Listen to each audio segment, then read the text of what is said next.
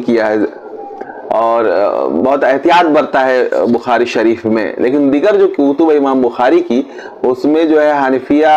کے تعلق سے امام بخاری نے جو موقف اختیار کیا ہے، تو حنفیہ کے اکابر بزرگوں نے اس کی گرفت کی ہے کہ امام بخاری کو یہ زیب نہیں دیتا تھا کہ بلا تحقیق امام اعظم ابو حنیفہ اور آپ کے شاگرد اور حنفیہ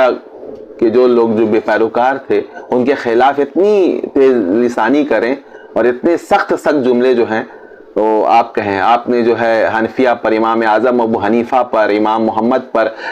وہ مرجی اور جہمی ہونے کا جو ہے وہ لکھ دیا بلا تحقیق۔ حالانکہ آپ اس لیے یہ بات کہی جا رہی ہے کہ آپ کے اکثر جو اساتذہ ہیں ان کی جو ہے نسبت کہیں نہ کہیں جو امام اعظم حنیفہ سے ملتی ہے، تو یہ تو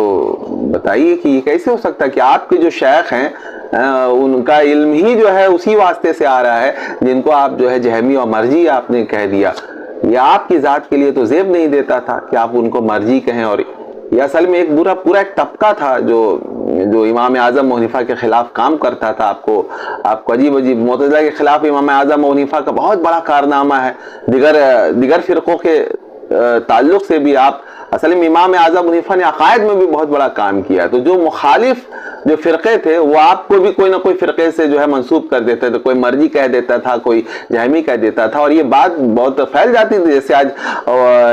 جو تھوڑا سا سنت پہ عامل ہو جائے اور کچھ بدعت کا خلاف اس کو وہابی لوگ کہہ دیتے، حالانکہ وہابی ہو نہ ہو اس سے کوئی فرق نہیں پڑتا۔ تو اس طریقے سے لگتا ہے اس زمانے میں بھی کچھ ہوگا، تو یہ چل پڑا اور یہ بات چل پڑی۔ حیرت یہ ہوتی کہ امام بخاری جیسا شخص جو ہے وہ بھی اپنی کتب میں تاریخ کبیر وغیرہ میں جو ہے یہی بات وہ لکھ گئے، جس پر جو ہے اکابر حنفیہ نے جو ہے گرفت کی۔ یہ بات ابھی آئے گی آپ کے سامنے۔ بخاری میں علی بن مدینی سے باکثرت روایات ہیں، تو یہ ان کا یہ وہ مقام ہے۔ اور علی بن مدینی کس کے شاگرد ہیں؟ وہ جو ہے حضرت امام یحییٰ بن سعید القطان کے شاگرد ہیں، اور امام یحییٰ بن سعید القطان امام اعظم حنیفہ کے شاگرد ہیں۔ اور بتائیے کہ علی بن مدینی کی روایات جو ہے کثرت سے جو ہے بخاری شریف میں موجود ہے۔